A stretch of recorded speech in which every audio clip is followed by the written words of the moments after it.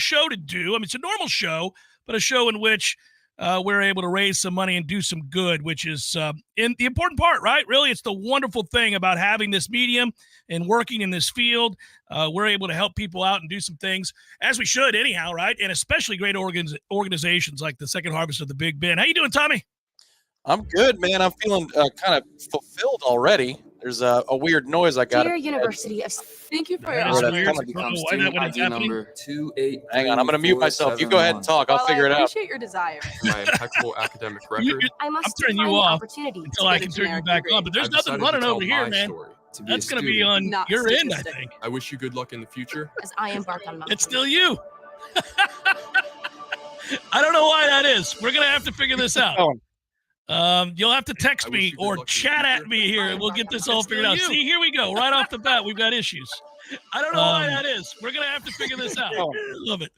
You'll have to text me. You're feeling somewhat fulfilled is what you were going to say. I'm going to try this again. Right off the bat, we've got issues. Al, you're echoing. I don't know why that is. We're going to have to figure this out. There we go.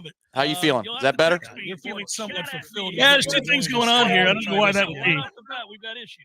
Al, you're Okay. echoing. I don't know why that is. We're going to have to figure this out. There we go. Love it. How you feel? We have an echoey feed? What are we doing here? We Yeah, good? there's two things going on. Yes, something's going on. This is weird. Al, you're Okay. echoing.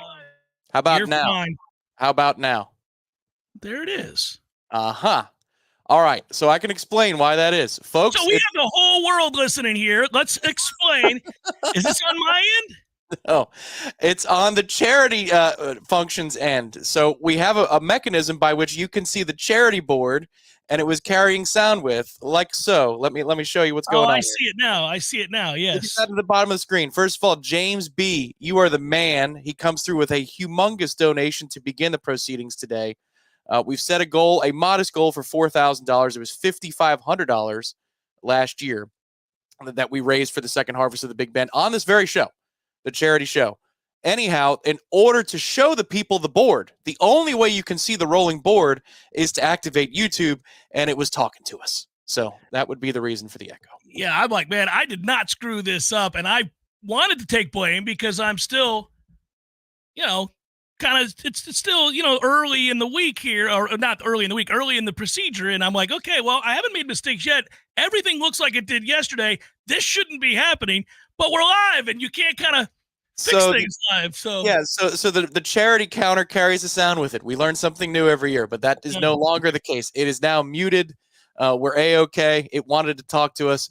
Money talks, charity talks. James B. had already supported this event a week ago when we played in the golf tournament. So doubling down again, we're already at $1,200 donated to the Second Harvest. James B., thank you from the bottom of my heart. Appreciate that very much.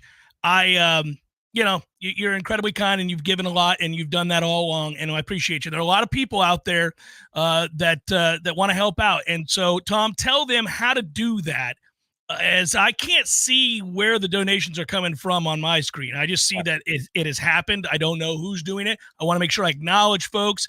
We won't spend the entire 2 hours just talking about that, as it is a donation show. It'd be like Chris Berman calling another home run in a home run derby. That gets annoying. It's not fun to listen to. Chris Berman sucks.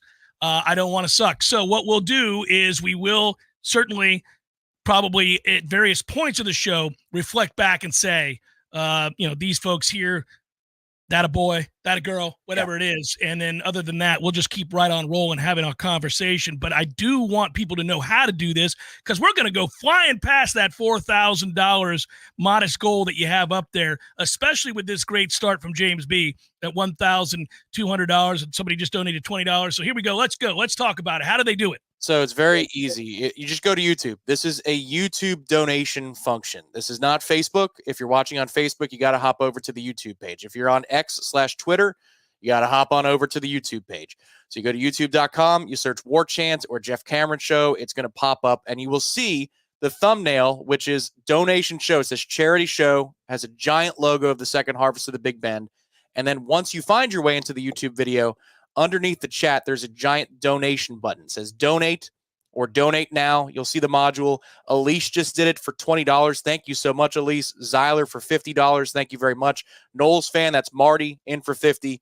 We're up to $1,270. How about that? That's a good number. That's a lucky number from the old days, $1,270. out of 4,000 for a goal. Yeah, It's very simple. If you want to donate, you head to our YouTube feed and help us reach our goal. Again, last year we hit 5,500. I don't know that we can duplicate that this year. That's a lot to ask. So we set a goal for 4,000 this year. But thank you. We're on our way, everybody. Thank you so much. Hey, Tom, right off the bat, I do want to mention, and it piqued my interest with the quickness, don't you? Former Tennessee linebacker Elijah Herring sets up a visit with Colorado. This is where we get into the transfer portal conversation that we were starting yesterday. Like, are there guys out there that are available that might be the right fit or have the requisite skill set that can help change your fortunes? And I like Elijah Herring. This is just me. An awful lot, Tom. He led Tennessee in tackles last year, and he ain't no joke. My man is 6'3", 238, and goes sideline to sideline. I'm told, because when I saw the name, I got excited. You know me. It is a position of need, in my estimation. You got a tackling machine in the SEC who runs like that and is built like that. It would look very different in the Garnet and Gold, considering our linebacker room. So I inquired. I did my due diligence. I called some folks on the Warchant staff who do this for a living. This is what they do. This is what they follow. And I was told that young man would be interested if we were to reach out, which means we won't, because, that's what we do. I wouldn't get too negative. No, at that position, come on now. Okay, I appreciate that Florida State is clearly following the protocols too. That this kid is interested if we would reach out. Now we've got to wait. We do have to wait to reach out because of the agreement we reached with the Alex Atkins thing with the NCAA. So we cannot officially reach out as an institution. We better be reaching out right now. I hope we're reaching out as you and I are talking. I'll reach out to that kid. I'm glad to know that there was interest, though. I think this is a nice place to play football, and I think this is a nice place to go get yourself developed and make some more money. And I'm glad that kids who are very good at playing football feel that way, even at the linebacker position.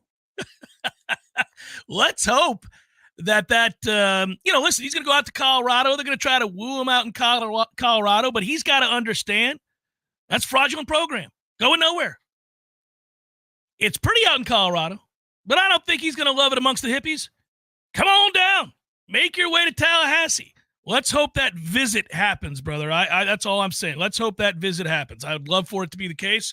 And if so, my interest would be piqued. I don't know about anybody else today, but I am telling you now that's a possibility. Could you imagine coming to practice the next time you do in the fall, Tom, and there's 6'3", 238 at the mic, sideline to sideline, nose for the ball, a man with no regard for his body, just laying waste to folks. Yeah. Woo! Kind of football team are we looking at out here? I've long said I like linebackers who start crying before they play the game for whatever reason. They just start weeping.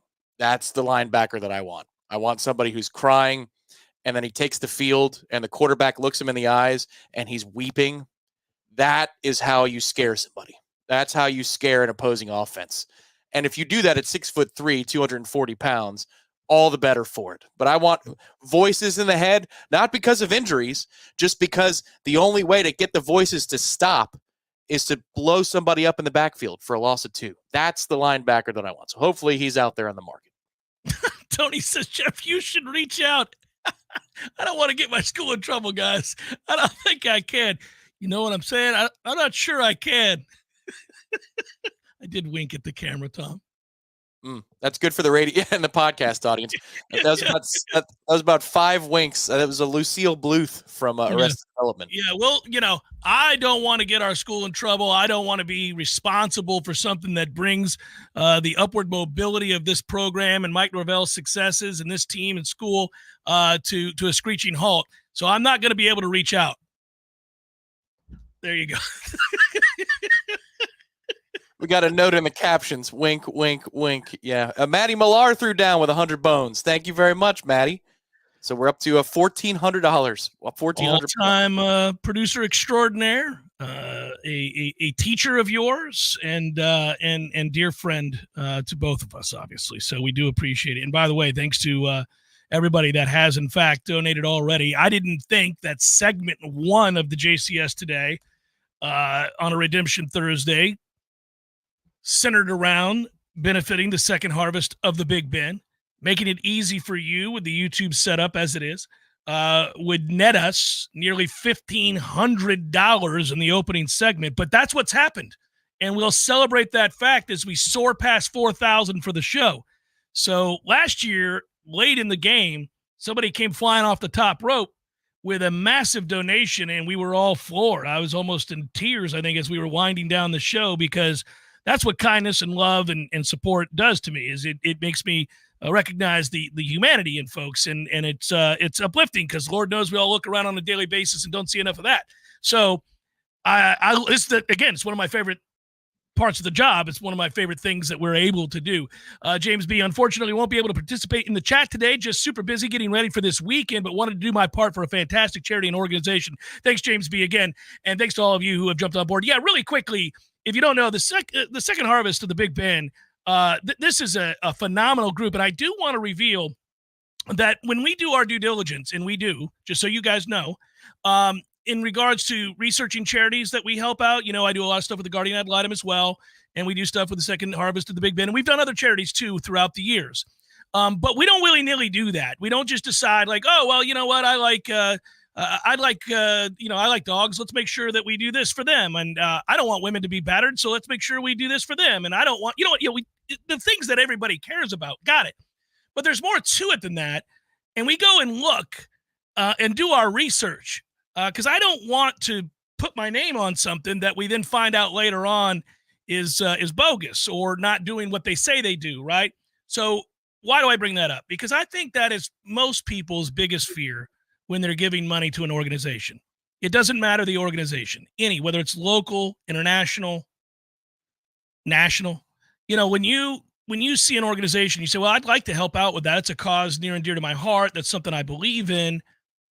You've heard all these horror stories and things that, kind of make you reluctant. You kind of back away from the table there and say, I don't know. Am I really sure the money I'm giving is going to the things that it needs to go to?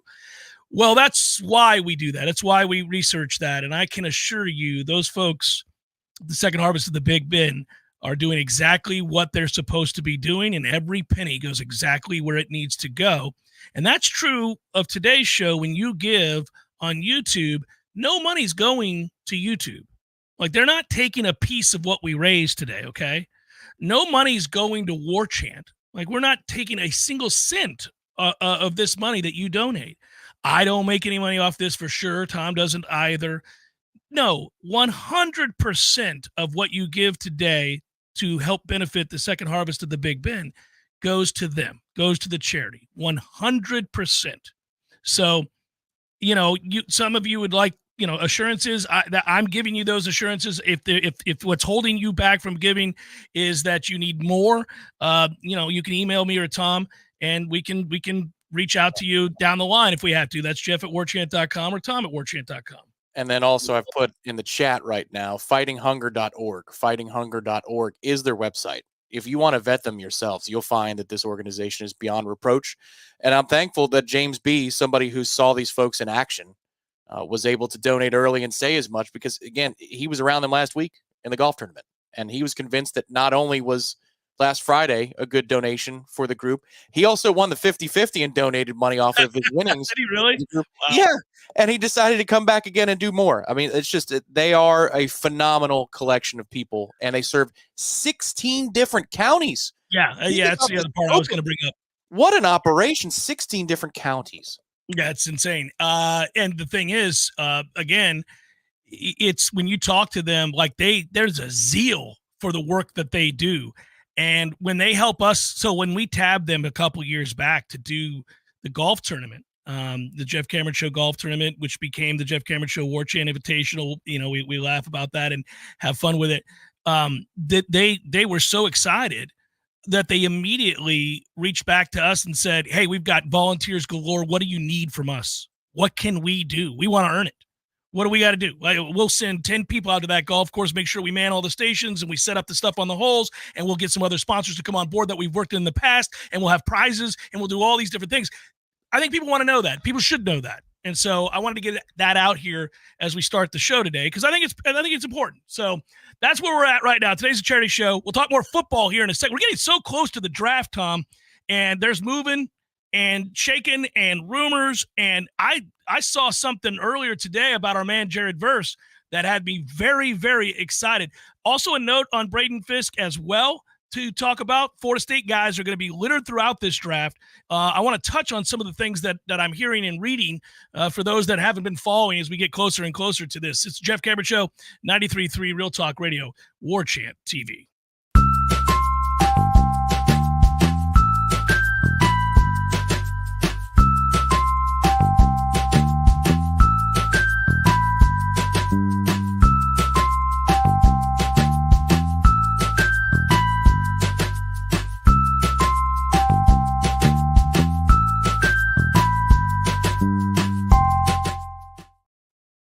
There aren't many businesses in our industry that keep it together that long. Paul's Pest Control has many customers we've been honored to serve for over the last 50 years. We've experienced tremendous changes in how we treat homes and protect the people that live there. We've moved from liquid termite treatments that require drilling into the home's foundation to Centricon, a baiting system which works with their natural biology. We've moved from interior service to exterior treatments for general pests. But one thing we're not going to change is our old-fashioned commitment to personal service for each of our customers, the same way we've been doing it for over 50 years. For the elimination of termites, any other pests, and a greener lawn too. Call Paul's. We'll get them all. Have you been injured on Interstate 10? I'm Jimmy Fasig of Fasig Brooks Law Offices. We've partnered with RoadProof to access all interstate traffic cameras along I-10 from Pensacola to Jacksonville. Let us help you get the proof you need to stand up for yourself and get fair compensation for your injuries. Call us today and let us secure the proof you need to come back stronger. Fasig Brooks, 850-777-7777. Offices Destin, Tallahassee, and Jacksonville. Services, call away. 222-7722. AC and electric is what we do. Service, repairs, and installation too. 222-7722. Parker Services.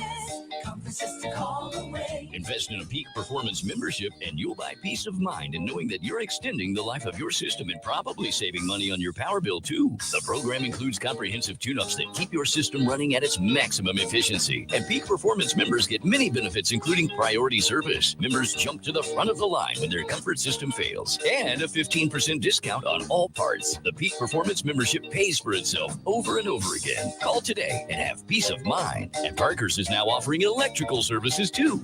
Parker Services. Comfort to call away. Florida license number CMC 050334.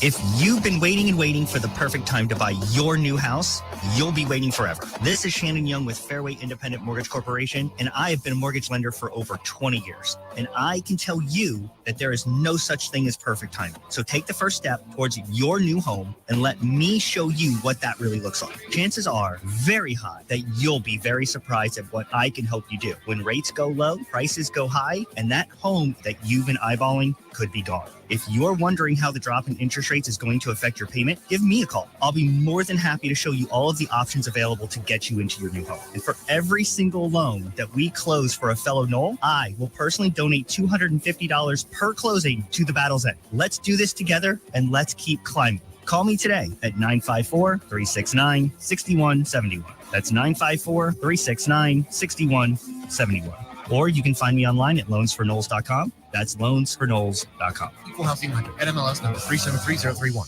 We all want more energy, more strength, more results. Well, welcome to Orange Theory Fitness as you take a step towards feeling more alive today. Backed by science, Orange Theory's heart rate monitored workout is scientifically designed to keep heart rates in a target zone, spiking metabolism and increasing energy. Orange Theory Fitness is a one-of-a-kind group personal training workout resulting in more energy, visible toning, and extra calorie burn for up to 36 hours. Experience a more vibrant life today with Orange Theory Fitness. To find out more, go to orangetheoryfitness.com. The Jeff Cameron Show is a production of the Warchant.com Multimedia Network. Check out warchant.com today for the latest news inside Florida State athletics. That's warchant.com. Now, back to Jeff on Real Talk 93.3. So we were talking about the upcoming draft. I can't believe how close it is. I love the draft. I always have.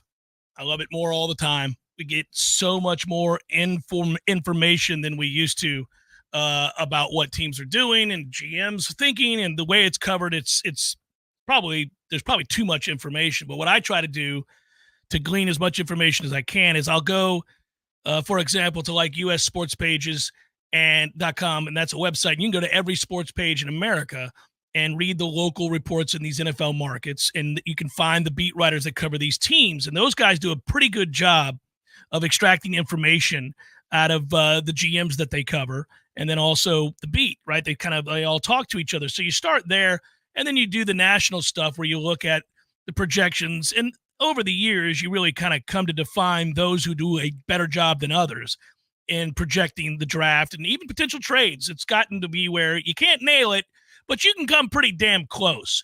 And then if you put together somewhere in the neighborhood of, say, 10 to 15 different mocks from different trustworthy sources and those that have emerged over the years, coupled with that beat writer stuff I was just talking about, you might get a pretty good sense if a team is feeling froggy about where they're at in the draft, whether they want to move down or move up. Right now, that talk centers around what's New England going to do with that pick. And the Patriots apparently are kind of open to trading the number 3 pick, but they do need a quarterback. So they're trying to figure out, what could they do? They've got plenty of holes in New England, Lord knows. So you'll watch teams that have a lot of holes to fill, see how eager they are to go up and get one of these quarterbacks, or teams that don't need one that are up, that want to move back down and accumulate assets because they have, let's say a tackle and a receiver and a DB that they need, and maybe they can pick up some extra picks. So why do I bring it up? Well, this is a receiver-heavy draft. The first 2 rounds of this draft are going to feature a ton of wide receivers, and that would be, in my opinion, from what I can tell, the deepest position in the draft this year at wide receiver. Keon Coleman didn't do himself any favors running that 4.66 or whatever that was. His stock has plummeted. Now, it only takes one team to say, I'm not really worried about it, because the film tells me he's great. The film says at Michigan State, he ran away from people. He catches the ball in traffic. So even if he's not fast, he'll make the contested catch in traffic. He's a big, strong, physical kid. There's also film of him early in the year at Florida State running away from LSU defensive backs. So he can't be entirely too slow. I mean, those are NFL kind of guys, at least speed-wise, athletic-wise. Obviously, the talent of LSU secondary was young and got exposed throughout the course of the year. Their defense was terrible, but they can run. They just didn't do a good job of covering. And nobody tracked him down on that first touchdown. If you remember in the game against LSU, he ran, 50 yards or so? So there are moments like that on film as well. The film plays faster than what his 40 time was clocked. But so a lot of people have him now, Tom, going down as somewhere in the neighborhood of 6th or 7th receiver taken. Like, he may go deep into the 2nd now.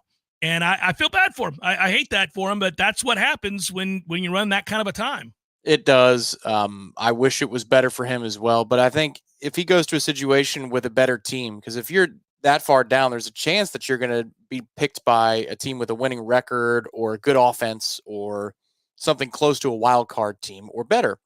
If he goes into that situation and he doesn't have to be doubled early in his career, he's not the alpha that's drawing multiple sets of eyes. I think he's going to blossom into a guy who does command doubles later in his career and is excellent in traffic and is excellent in the red zone. Like, that's the one thing when Justin Jefferson came out and he ran a blazing 40. Don't get me wrong. I'm not trying to compare the two skill sets, but the number one thing that stood out to me from the games where LSU had to have it, where Burrow had to make a play, Justin Jefferson fought through so much contact for all of his big time catches in the end zones. Like, he wasn't just somebody who, mismatched one-on-one. They dialed it up. They got him isolated, and he's going to beat you one-on-one in a straight line, or he's going to beat you for a post. It could be a 10-yard catch in traffic. It could be in the red zone, in the end zone, front pylon, back pylon, and he fights through it. He leaps over you, and he's got the hands to snag the ball away from you. I think Keon Coleman is a better and faster athlete than Anquan Bolden, and he's certainly not as stocky as Anquan Bolden was. But Keon Coleman's got a little bit of that to him, which is I need to throw the ball up and you need to go size it up, angle yourself, body control, contort yourself, box out, make a play, make a catch. That's where the basketball player skills take over. I mean, this dude was playing for Michigan State's basketball program. He's a legitimate athlete. So, I think a team's going to end up getting a steal if he does fall that far down to 6, 7, or 8. At that point, it's an incredible value to get Keon Coleman.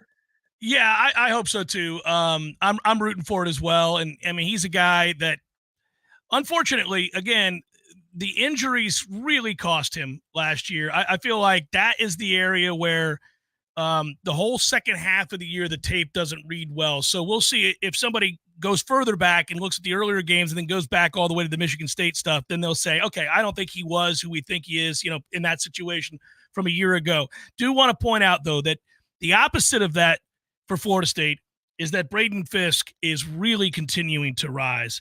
And that's a guy that, man, Tom, I think Florida State fans fell in love with that guy pretty quick. I mean, he made an instant impact. But he became kind of almost the rallying point late in the year, because that was a guy that seemingly, in my opinion, got healthier from about the 6th game on. Yeah. His dominance emerged more consistently in games 9 and 10 and 11 than in 12, and then on into the ACC championship game. Like he was becoming a menace as the season went on. He was, his first game, I think, looked like his last game in a Florida State uniform. LSU found out within a couple of drives, oh no, this is not the guy that we leave alone. We've got to attend to this issue that we have in the middle, and let's figure out what's going on the perimeter as we build. But I think that they were thinking that it was Peyton or Fabo or whoever else was in the middle, and of course Jared Verse. But let's see if this Western Michigan kid is worth his weight. And within a drive, they said, oh, he's the big problem on the line. The issue for Braden was, I think it might have been either late in the Florida game or it might have been the ACC championship itself.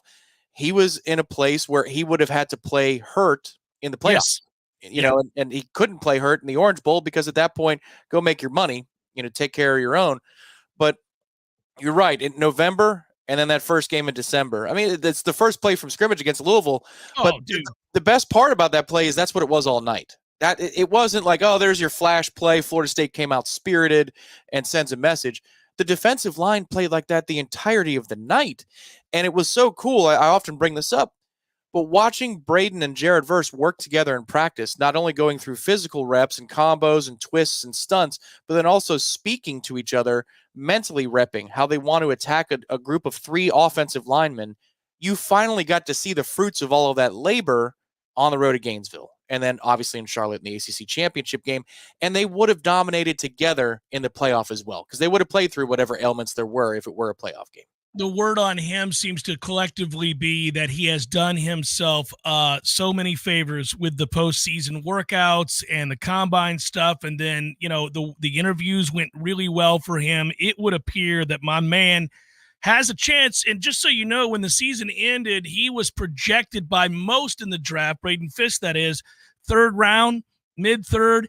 He moved all the way up into the 2nd round right after the Senior Bowl, and then continued to rise as that guy was. I mean, he was the best player at the Senior Bowl, according to many, had the best practices and the best days. It just continued to go up. There are some people that believe there's an outside shot he worked his way into the very end of the 1st round. Now, that's unlikely.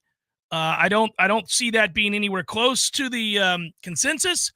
But just think about the difference in money that you make going from 4th round, late 3rd to high 2nd, like early 2nd. Holy moly. That's why these guys do what they do when the season ends. And it's why they continue to look more and more at anything outside of the playoff as an exhibition game that they don't need to participate in, because they got to go make their money, and I get it.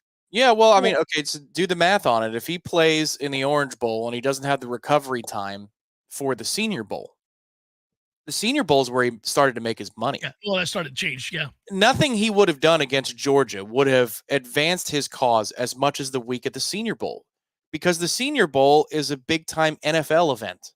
Like, the NFL scouts and the coaching staff will watch the film of a bowl game, but they're on the ground and they're in person in Mobile. And that's where there are few exceptions of seniors or redshirt juniors in the COVID years, because I think they do give dispensations because of COVID eligibility. When you have fast risers that come out of nowhere, quote unquote, at that level, at 22 years old, 23 years old, it's typically because of the work they do at the Senior Bowl. Mm-hmm. That place is a factory. If you're not a day one pick, that place is a factory for going from a 4th rounder to a 2nd rounder, or a 5th rounder to a 3rd rounder. And he made the right calculation there. He had 2 plans. Number one, after getting healthy and attending to whatever he needed to do, skip the Orange Bowl, show out at the Senior Bowl, then go to the Combine and run a quick 40. And if I can do those 2 things, my stock's going to go through the roof because I know my film is already there. And he's going to interview well too.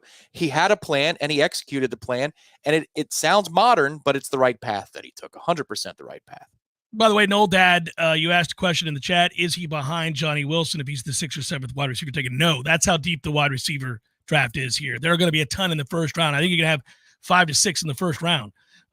So no, he wouldn't fall that far. But yeah, he's a he's a guy that's fallen in terms of Keon Coleman. But there are so many receivers. I can't remember the total now, but I think they said probably within the first 2 rounds we're looking at well over 10. So that's how deep it is, well over 10. So Keon will get picked somewhere in there. I don't want him to go to New England. I keep seeing that pop up that they like him, and I'm like, that's great. I love it when guys are liked by teams and organizations. It's better than not being liked. But that looks like a long-term rebuild in New England, doesn't it? I don't want him. Imagine you're him. Now, he can deal with the cold. He did it at Michigan State and East Lansing. But, man, they don't have a quarterback. I mean, that's a toughie. Well, go back in your mind the last 25 years. It's Randy Moss followed by slot guys, which Keon most certainly is not, followed by Troy Brown. Like who was the guy in the beginning? David Patton. I mean, like, who are the receivers for New England in the last 25 years where it's been successful? Randy Moss, the 1 year was incredible, but that's all you got. And he was Randy Moss. He popped in from afar. Like who? Yeah. I know it's not Belichick's regime anymore, but I believe it's a Belichick adjacent successor. So yeah, anywhere but there, Keon. Anywhere but there. Yeah, Mayo took over for him, right? That's the linebacker that played there for all that time, and they'll probably maybe go defense, but they do need a quarterback. Good Lord, let's hope it goes to the right place. And then the other thing that continues to be exciting for Florida State fans and for a young man that we're all rooting for is Jared Verse continues to climb. More and more scouts and they're always quoted anonymously, but then also there have been very public former players talking about that position that they played. I've seen a number of interviews with guys that were elite at one time there saying that for their money, Jared Verse is the most complete of the bunch. Now, all of a sudden that means you're going from late first to early first, and that is a game changer. If you get in, Tom, I saw 2 mocks that had him going number 8. Number 8? I don't believe he'll go number 8. I saw 2 mocks that had him going number 8. Can you imagine? What's more likely? J.J. McCarthy goes top 4, or Jared Verse goes top 10? What do you think? It's quarterback, probably J.J. McCarthy. I think J.J. McCarthy would be the answer. And I don't understand it. I still don't understand it. I've never seen anything from J.J. McCarthy that makes me think he's a top 4 quarterback, but hey. Did you see the Orlovsky clip? Like they're almost apologizing for his skills. Watch this throw. It's a game against Purdue. It's a running back. He runs a 9 and he's on his own 45-yard line. He throws at the far side of the field. I'm like, yeah, it's a nice throw, but I see DJ exceed that by 25 yards every day in practice. Every day in practice. Every day. I don't know that separates him, makes him unique. Coming up, we got an interview. My man Ingram Smith, CEO, Battles In, going to join us. We talked yesterday, so it's good to have him on before their big event, and I'm looking forward to it. You'll get to hear it next. Remember the charity Second Harvest of the Big Ben. You can donate right now on YouTube. Please do so. It's made available to you there on the screen. 100% of your donation goes to the Second Harvest of the Big Ben. We're up over $1,500. We'll thank some folks here shortly. It's Jeff Cameron Show 93.3, Real Talk Radio, and Warchant TV.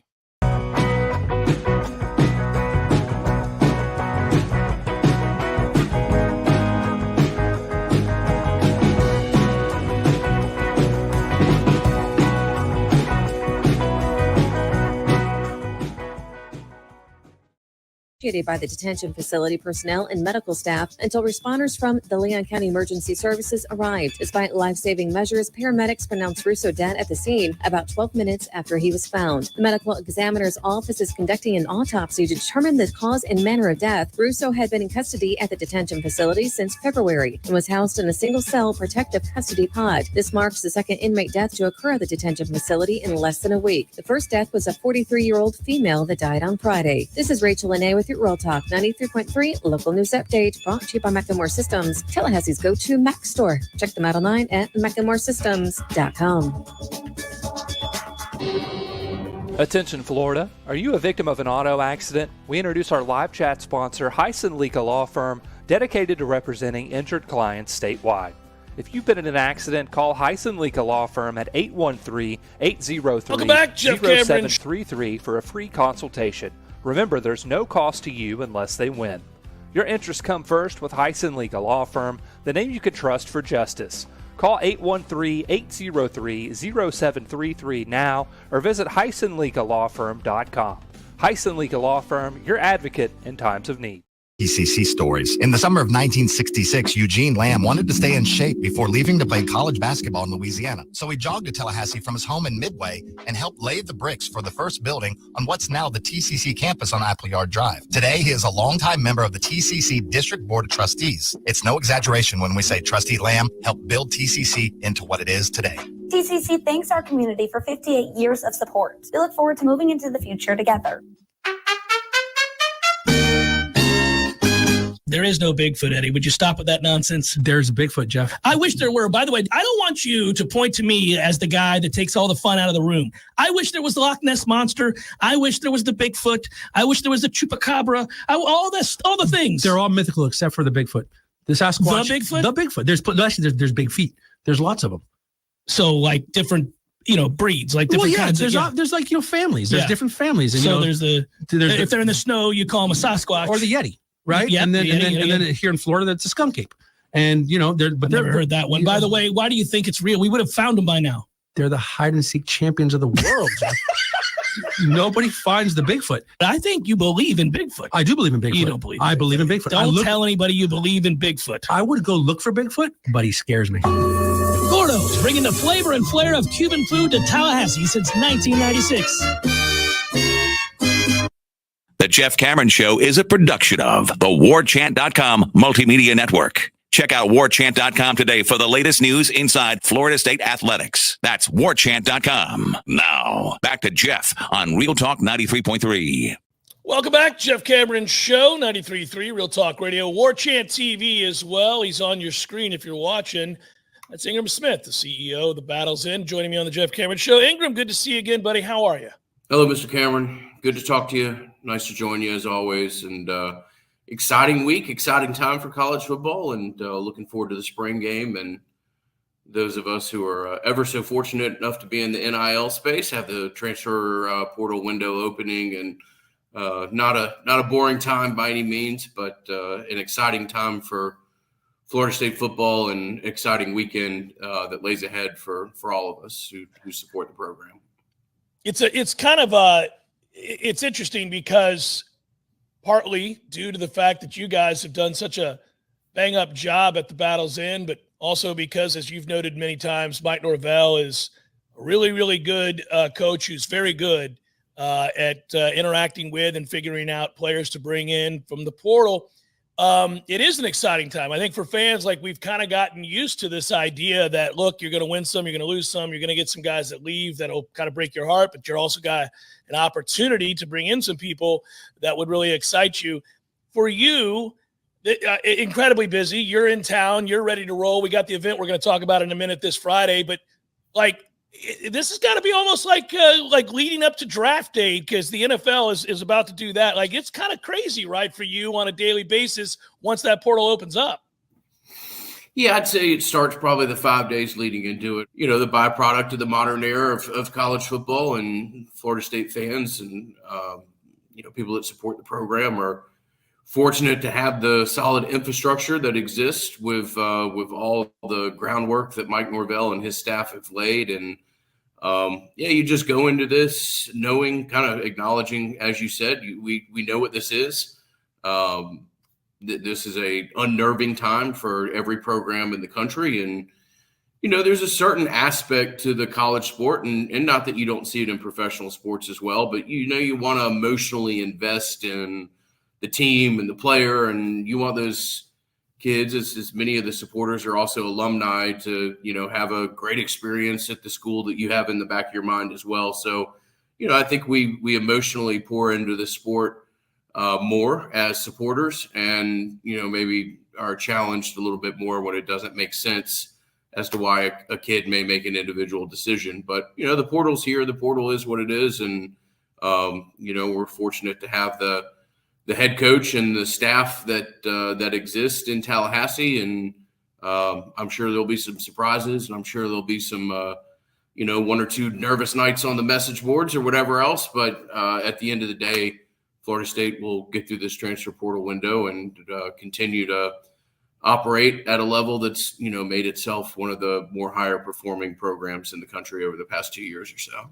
Ingram, what led to the rumors? Some of them were when you were probably out of the country on your vacation, but what led to the rumors across the country that this was going to be the craziest time in the history of the portal and that major programs were going to lose all their star players?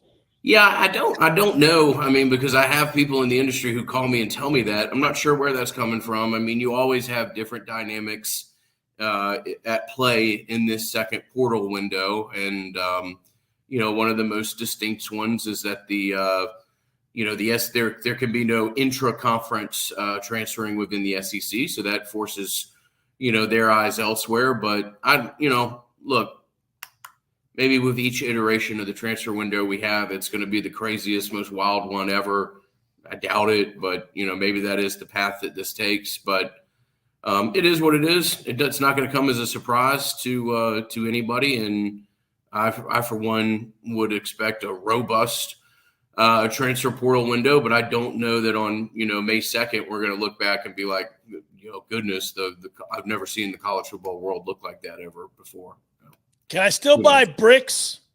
Please, I need you to buy bricks tomorrow and then next week and May 1st, Jeff, please. I'm buying bricks. People love to buy the bricks. That's amazing. So let's remind everybody how they can, in fact, buy bricks. Yeah, the bricks are a great opportunity to both have your piece of Florida State's rich history in football and all the great memories that we've all had when walking into that building, which is Doak Campbell Stadium, and also support the very bright future that it has in, a significant portion of that brick purchase will go to support the Battles Inn and all that we do to, maintain the level of competitiveness that's necessary in 2024 when you're talking about college football. So Steiner Exchange is the company, STEINER Exchange, and you can just Google or search Steiner Exchange FSU or Steiner Exchange Doak Campbell Stadium, and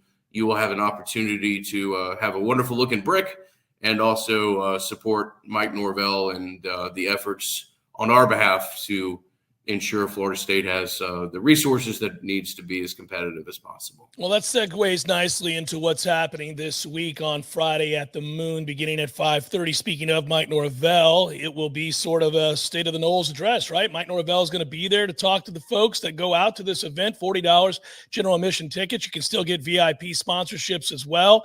There'll be a lot more going on, which Ingram and I are going to talk about as well. This goes from 5 to 7:30. Proceeds do, in fact, benefit the Battles Inn. You want to be a supporter. You want to be somebody that is aiding Florida State's efforts to remain elite in college football, amongst other things. This is the kind of event you want to go to and something that you want to support. And in addition to all of this, there's some really cool stuff that the silent auction and things like that. I don't know how much you want to fill in here, Ingram, but let everybody know the kind of things that are going to be going on in addition to Mike Norvell addressing those in attendance. Sure. Yeah, no, we're going to have a silent auction. We're looking to put together 1 or 2 packages that we may actually do a live auction. But, again, the live auction would be small. We're trying to do this in a manner that would allow you to participate, whether you're physically at the Moon, which we'd certainly love everybody to be. But, the Jeff Cameron Show has listeners all over the country, and not all of them are fortunate enough to be able to come to Tallahassee for the spring game. And you would be able to watch the interactions, whether it be Coach Norvell addressing the fan base on the eve of the spring game or the spring showcase, as it's now known. We're also going to have a media roundtable that I believe Ira from Warchant has been kind enough to join a couple other participants on. We're going to have some previous conversations that we've had with players that will air. It will be a 2-hour live stream of content. Obviously, the highlight there will be Coach Norvell and his comments. But if you're in town, we'd love you to come. $40 for general admissions. As you said, there remain a few VIP tickets as well, or VIP sponsorship packages available. And those could be had by going to thebattlesend.com, and you can learn more about the event. But Coach Norvell has been incredibly generous with his time and is going to give a significant dedicated 15 to 20 minute thought process on where the team is, what the spring showcase might look like, and why he's excited about the future of Florida State football. Yeah, I think it's going to be interesting, Ingram. It's always fun to listen to Mike Norvell. He's so enthusiastic and into it, and obviously Florida State coming off a 13-0 season. A lot of people want to know, is that sustainable? You and I have talked off the air and as well as on it before about this. It's an interesting time for Florida State because so much from last year's undefeated team left, but yet filled nicely by players that have everybody excited, generated a lot of enthusiasm to see players transferring in from Georgia and Alabama and LSU, et cetera. So the team has a ton of talent. For a lot of people, you and I are fortunate enough to be out at practice. For a lot of people, this will be the first chance they get to hear him talk about how those players have been able to assimilate into this roster, in fact, elevated, and also talk about what the expectations of the actual game are.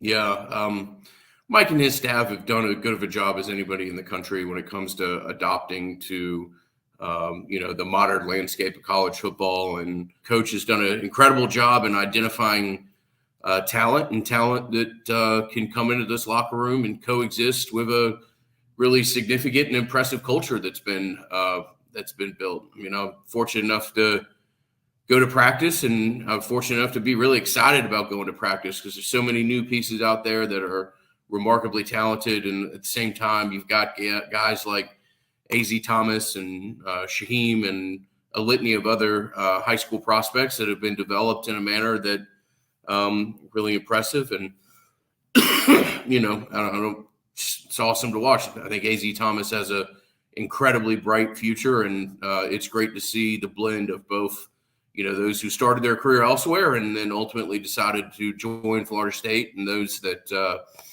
came straight from high school and are on the verge of having really significant breakout seasons. Yeah, I'd be remiss before I let you go. One of those players that, in fact, came from elsewhere and joined, recently signing with the Battles In. We saw the announcement this week. Florida State presumably starting quarterback, DJ Uiagalelei, signing with Florida State. Congratulations. I know you guys are really excited to have made that announcement. Yeah, DJ is just such a impressive kid.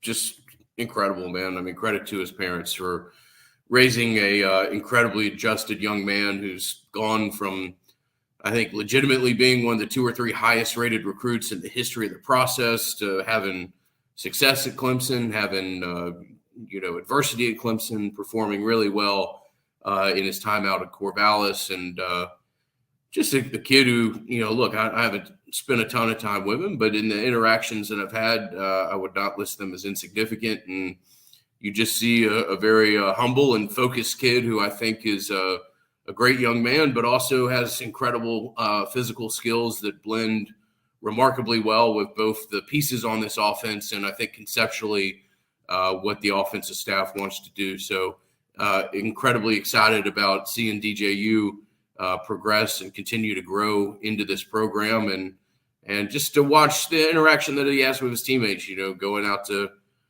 dinner with his offensive line teammates and learning more about his wide receivers and, picking up on small little elements of timing and everything else. It's just it's a work in progress, but it's also a work that's already started to show a lot of progress. And, DJ is just a fun piece to be able to build an offense around.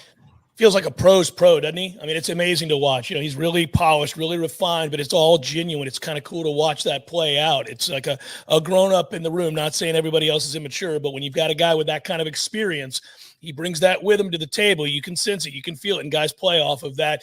So, Ingram, it's 5:30 Friday at the Moon. People can go to thebattlesinn.com to get tickets if they want. One more time, $40. That's all it is to be able to see Mike Norvell, to be able to bid on some of those auction items, all that good stuff. There'll be some former players there, current players there, I think, is what we know. And so make sure you go to thebattlesinn.com to learn more. And, again, it's this Friday, 5 to 7:30. Always appreciate it, brother. It's good to talk to you. I'll be seeing you out and about here in Tallahassee over the next couple of days, and certainly Friday. So be well.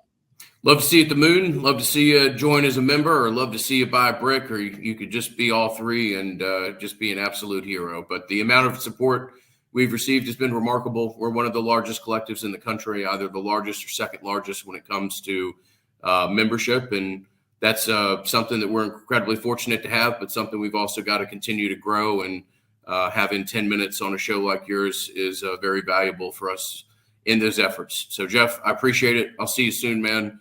And look forward to seeing many of your listeners out at the Moon on Friday night. Absolutely, Ingram. Be good, man. Thanks a lot. Thanks for jumping in. Good times. Ingram Smith, that is the CEO of the Battles Inn. He is, not that. The CEO of the Battles Inn. The event, well, that is at 5:30 at the Moon on Friday. Make sure you get your tickets. Go to thebattlesinn.com. Should be a really good time. Listen, spring game and the festivities surrounding events like this are always a really good time. If you're coming into town, that's something you may want to think about doing, because you get a chance to hear from the head man himself. That's Mike Norvell, the head coach, talking about what spring has been like, what he expects, and, of course, expectations moving forward. It's Jeff Cameron Show 93.3, Real Talk Radio, and Warchant TV.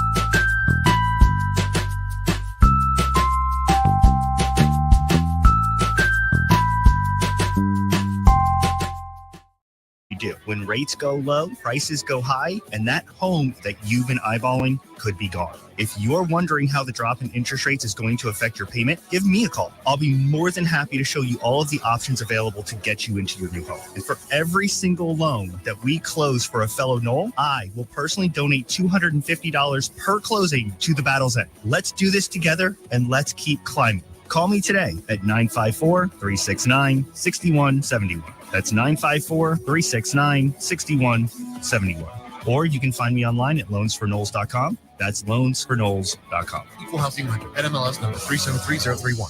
Hey, let me tell you about my friends at Tried and True Consulting, a Seminole-owned business that specializes in payments and business solutions. Tried and True's core expertise includes card, ACH, point of sale, mobile, e-commerce, and hosted payment solutions. Tried and True will help you reduce costs and increase your bottom line. That always sounds nice. Whether you're a retailer, restaurant, licensed professional, or service industry, Tried and True is saving you money. Tried and True will help you reduce costs and increase your bottom line. Menu ad boards, IT services, and social media.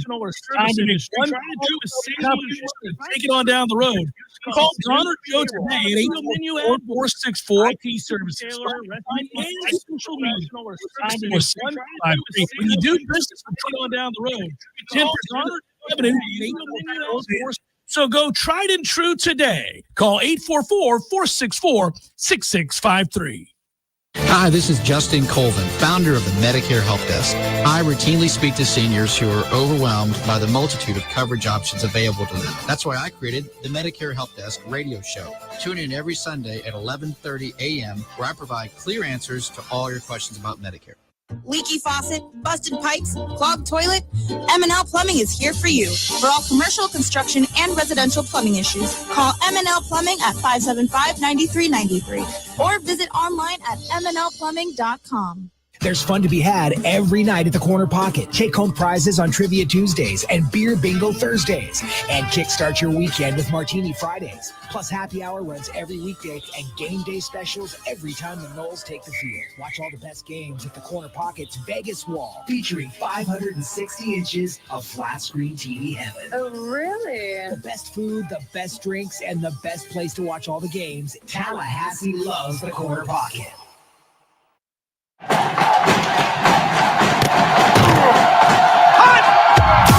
Broadcasting live from Florida's Cameron Show, live and local on Real Talk 93.3, WVFT, Greta, Tallahassee. The latest betting odds and live movements from Vegas. This is your action update. Now here are your latest lines from our guys in the desert. Scotty Scheffler, the plus 450 favorite to win the RBC Heritage this week. Xander Schauffele, Rory McIlroy 12-1. They tee off at Harbor Town Golf Links today. Tampa Bay Lightning on the road to the Florida Panthers Sunday in Game 1 of their first-round Stanley Cup playoff series. Lightning $1.36 road dog, Florida minus 162 money line favorites, 600 the total. Ryan Pepio on the hill for the race today, $1.55 favorite at Tropicana Field against Griffin Canning and the LA Angels plus 130. The total is 8.5, and that number is juice to the over. Free betting splits available at vsin.com/splits. For more sports betting news and information, go to vsin.com. Mike Son at Real Talk 93.3. Attention landowners. Got big plans for your land? Tackle all your spring projects with a powerful John Deere machine. And now with 0% APR for 72 months on select compact tractors, riding lawnmowers, and Gator utility vehicles, plus up to $2,000 off select compact tractors. It's never been easier to get in the sea. Offer available April 1st through 30th. Visit johndeere.com to find your local dealer. For complete finance details, please call toll-free 1-800-226-8903. Tyler from Wendy's here. The best part of Wendy's new Cinnabon Pull-Apart is every part. Unlike mornings, which have no good parts. Until now. Because with Wendy's new breakfast Cinnabon Pull-Apart, mornings finally don't completely suck. And now that mornings have warm cinnamon sugar rolled dough and ooey gooey frosting, are they the best part of every day? Probably not, but you get the idea. Get to Wendy's today and get the best part in every bite with the new Cinnabon Pull-Apart. At participating U.S. Wendy's, Cinnabon is a registered trademark of Cinnabon Franchisor SPV LLC. Whidden Glass has been taking care of business since 1945. When you call Whidden Glass, you're dealing with experienced, reliable professionals who offer only the best. Like Whidden's top-of-the-line bath enclosures that provide style and luxury at an affordable price. Eye-catching storefronts are a specialty at Whidden Glass. We'll help you design it and install it. Whidden Glass, the first name in glass replacement. Call 222-5781. I'm Caleb. I'm the lawn supervisor at Paul's Termite and Pest Control, and I really do love my job. Paul's has created an incredible work environment that always puts our customers' needs first. Their needs are our concerns, and my particular job of improving the health of North Florida lawns is something I truly enjoy. I'm an outdoor person, and I get to be outside all day, watching the lawns run through the stages full of weeds to weedless to lush, grass-filled landscapes is very rewarding. I'm proud to represent Paul's. I'm Jay. Having the privilege to work with people like Caleb and all of our employees is truly an honor. There is no doubt that the staff of Paul's Termite and Pest Control is the best in our industry. All of our people are local, and local really does mean something. We are North Floridians. Our kids go to school here. We shop here. We build relationships here, and we honor our commitments. To all of our customers, thanks for trusting us to protect your family, pets, and home. For the elimination of termites, any other pests, and a greener lawn too, call Paul's. We'll get them all. We all want more energy, more strength, more results. Well, welcome to Orange Theory Fitness as you take a step towards feeling more alive today. Backed by science, Orange Theory's heart rate monitored workout is scientifically designed to keep heart rates in a target zone, spiking metabolism and increasing energy. Orange Theory Fitness is a one-of-a-kind group personal training workout resulting in more energy, visible toning, and extra calorie burn for up to 36 hours. Experience a more vibrant life today with Orange Theory Fitness. To find out more, go to orangetheoryfitness.com.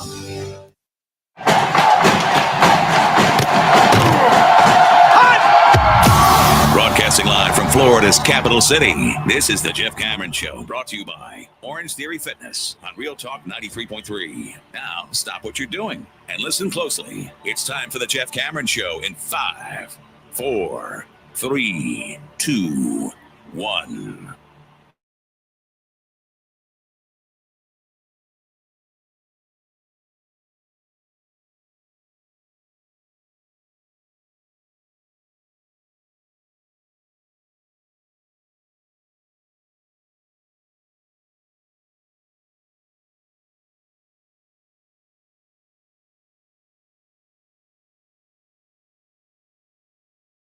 Well, we got the charity going this hour. We got to step up our game here, boys and girls. This is the problem, right? I don't want to beat you over the head with this, but at the same time, as we talk about football, then sometimes people come in and out and don't realize we're actually raising money. So I got to get this out here. We've got some catching up to do if we're going to meet our goal or go beyond it. Certainly, it's a modest goal at 4,000, and I'll ask Tom here in a second exactly where we're at. But we're doing a charity show today, just as we did a year ago, and would love it if you guys could offer up anything, whatever you can afford to do. Every penny you give goes to the Second Harvest of the Big Bend. That's a great thing. This is 100%, again, donation. Nothing goes to YouTube, nothing going to us, nothing going to Warchant, nothing going to the radio station, all going to the Second Harvest of the Big Bend. The function is there on your YouTube screen. You can see it, you can click it, you can do it. It is, what are we looking at, over $2,000 right now?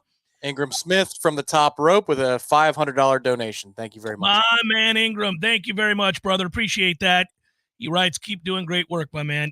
Thank you, Ingram. Really, really, really appreciate that.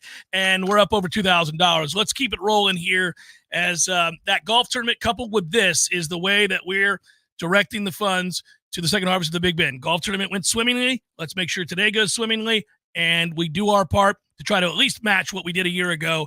We're a couple thousand away, about 3,000 away from matching what we did a year ago. So let's see if we can make that happen. Again, every penny going to the Second Harvest of the Big Bend. Do what you can. It is greatly appreciated. Believe me, it is, both by them, myself, Tom, all of us that are associated with these groups and working with these groups. We know how much that does to help their cause and helping people in, is it 16 counties, 17 counties, Tom? What is it again? It's a 16-county footprint, and they are the primary source for so many food banks within those 16 counties. So if you have a smaller one in the Big Bend that you know of or you support, chances are the Second Harvest might be the place that they draw their own food from, and they help everything, dude. They are a fantastic organization because they stock pantries. Yes, homeless shelters, food insecurity centers for families, but you're talking about domestic abuse shelters. If there's a shelter in the 16 county footprint that is helping with those who are mentally impaired, again, everything down the line from helping children to victims of domestic abuse, to those in need in the food pantry sense that I think we all think of when Thanksgiving comes around, or when you think of an organization like the Second Harvest of the Big Bend. You cannot speak highly enough of these people. They are heroes. They really are in our community, and we are so proud to be partnered with them, not only for the tournament, but for a show like this. Well said, sir. So onward we move. And we spent a little time with the upcoming draft. We were talking about how quickly Jared Verse is rising up the board. Do want to note that, again, that's just in a couple of mocks that have him going top 10. But he could go obviously very late in the first as well. So I feel like it's going to be an interesting draft for Knowles. You got guys, Tom, that improved their stock almost across the board. Keon Coleman was the exception. He did not help himself really even at all. But if you go through and look at the other guys, and that's not a shot, that's just the reality of the situation. I'm sure he's well aware of it. It stings. But if you go through and look at the other guys, their times, their lifts, their all of it, it looks like a lot of them actually did a great job of increasing their visibility and where they could go. So I'm kind of intrigued because I think that we probably had ideas at the end of the season when we did this exercise that this player here would go in the 4th round, this player would go in the 5th round, this guy would go 6th if he's drafted at all, this guy's in the 7th, here's the 2nd. And now I feel like several of those guys, second day guys, Tom, may have moved. Like a 6th may become a late 4th. A 5th could be a late 3rd. Mm-hmm. You know, a 7th could be an early 6th. Like, I think we're seeing that movement for the guys further down the board is what it looks like to me. Yeah, agreed. It's where everybody at the end of this thing, they're going to go, oops, Florida State was really good at football. You know, the national people who weren't paying attention to the conversation, maybe they're NFL people and they don't know better. Like not the pundits that we ripped yesterday, but National Football League lovers first that kind of check in on the college game. They love watching on New Year's Day, the playoff, things like that. They're like people up here in the North. They're pros first, but they might come to the realization when this is all done to say, oh man, I guess Florida State had a case after all. Like that's what they're going to say, because we're going to end up on that board of the top 2 or 3 institutions in the country, most draft picks, 2024 NFL draft. You're going to see Florida State's name there. It's just a matter of it's 10, 11, 12, 13, whatever it might be. You're going to see a lot of big numbers. And you're right. Like a player like Jerrion Jones helped his stock. He's done himself a lot of favors. He's done great things for himself. Yes. If he doesn't get drafted on Friday in rounds 2 and 3, he'll be one of the first off the board on Saturday. And before the season started, if we did this exercise of where do you think these dudes are going to get drafted, I know what you would have put. I know what I would have put next to the name of Jerrion Jones. UDFA, undrafted free agent. Mm-hmm. Yeah, before the year, for sure. But now he could be, who knows? He could be a top 100 pick. There's a lot of late smoke around him because he ran that 40 and his film looks really good from the slot. Jerrion Jones' biggest problem at Florida State early on was that he was never healthy.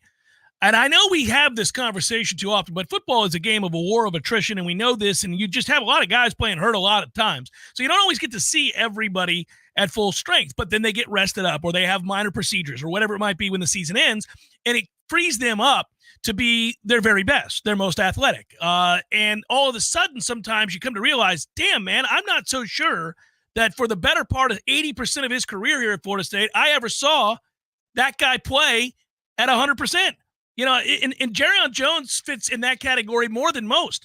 Like, I think that was a guy who was pretty hobbled for a long, long time and wanted to give it a go, did give it a go, probably hurt his stock for a lot of that time because obviously it was tough sledding for that guy early in his career to the point where people kind of groaned when he was out there. By the time the season ended, we thought, well, he's had a really good year. He's been much more consistent. He's a guy that really kind of projects kind of nicely all of a sudden. Wonder what he's going to run because at that length and that physicality, if he runs a good time, that could change perceptions pretty quickly. And then it happened. It happened that way with him. Listen, Akeem Dent is another one of those guys. Akeem Dent, coming into this past season, was a guy, Tom, that we were like, well, you know, he's just never been the guy. Never been the guy we thought he was going to be with that name. We knew of him. We thought about him all the time. He just never was. And then he got hurt, and you're kind of like, oh, well, hamstring, you know, we'll see. When he wasn't out there, we suddenly realized how vitally important he was to the back-end organization in the secondary and getting guys lined up properly. And then also we figured out, once he was healthy, that his physicality was very, very important in the run game as well. And so, because when Kevin Knowles had to play, Kevin Knowles stunk. He was terrible. There's no way to say it. Kevin Knowles was awful.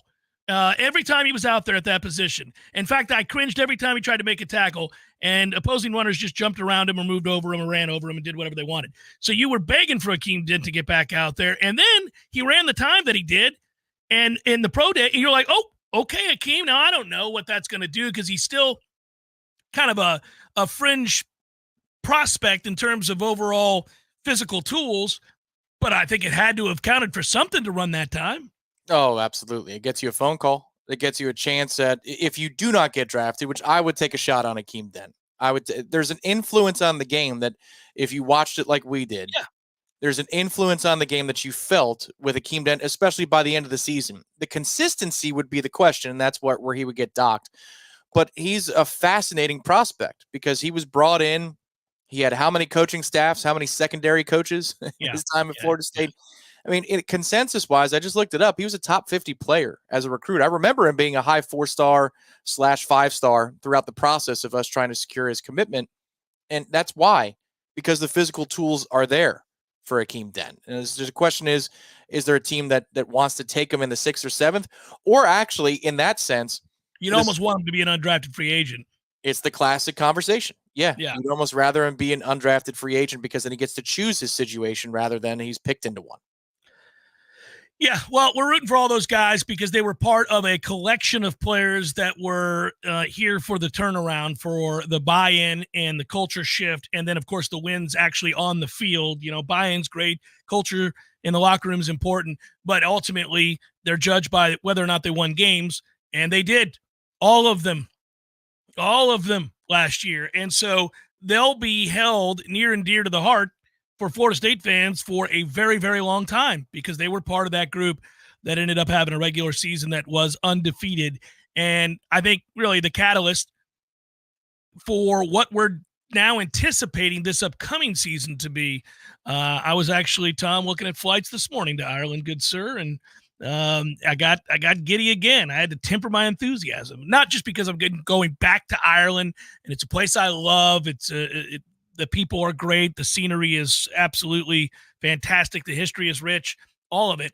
But that game, I'm excited about that game. Georgia Tech improved immensely last year, and I think this is a team that could give Florida State a little bit of a run for their money in the first half at least, and could be an interesting contest. I want to see what this team is, and now I'm thinking to myself, yeah, it's April, dude.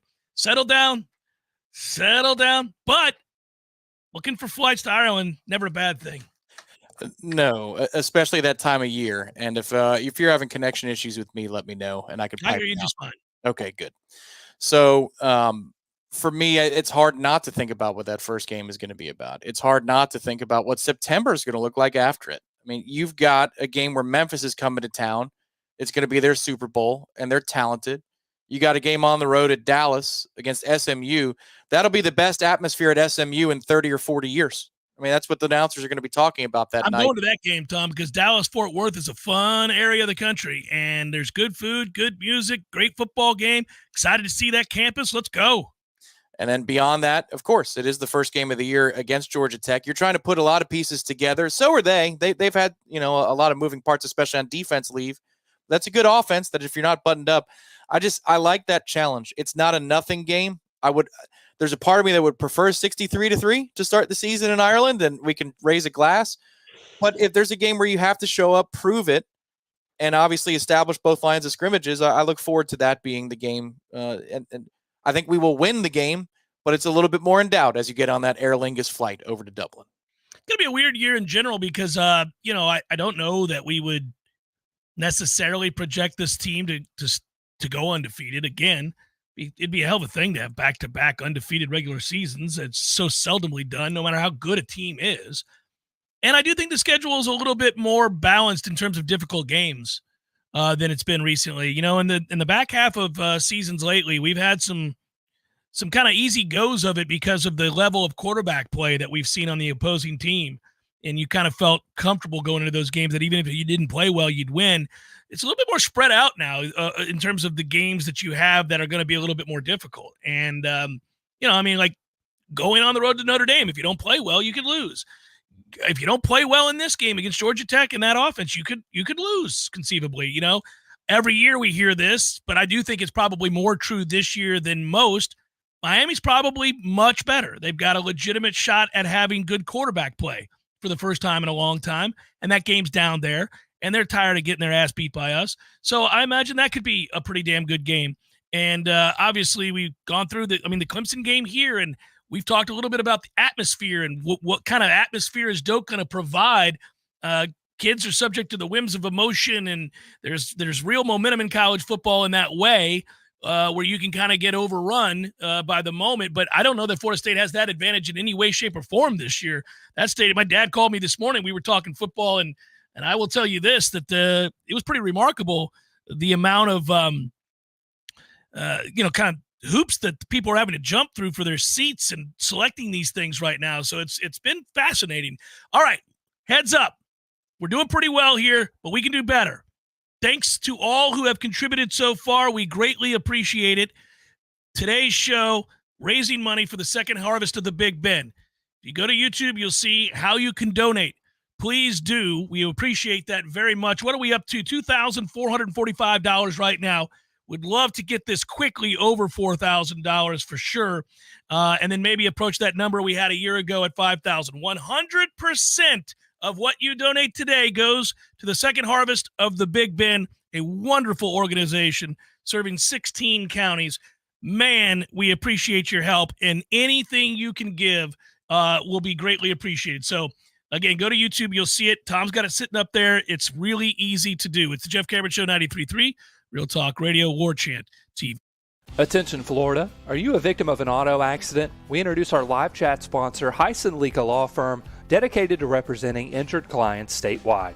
If you've been in an accident, call Hyson Leaka Law Firm at 813-803-0733 for a free consultation. Remember, there's no cost to you unless they win. Your interests come first with Hyson Leaka Law Firm, the name you can trust for justice. Call 813-803-0733 now or visit HysonLeakaLawFirm.com. Hyson Legal Law Firm, your advocate in times of need. For a credit towards your new one. So why wait? Visit Pinch A Penny's 12,000 square foot showroom today on Greer Road and discover how effortless and affordable owning a fantastic hot tub can be. Find out more at TallahasseeHotSpring.com. That's TallahasseeHotSpring.com.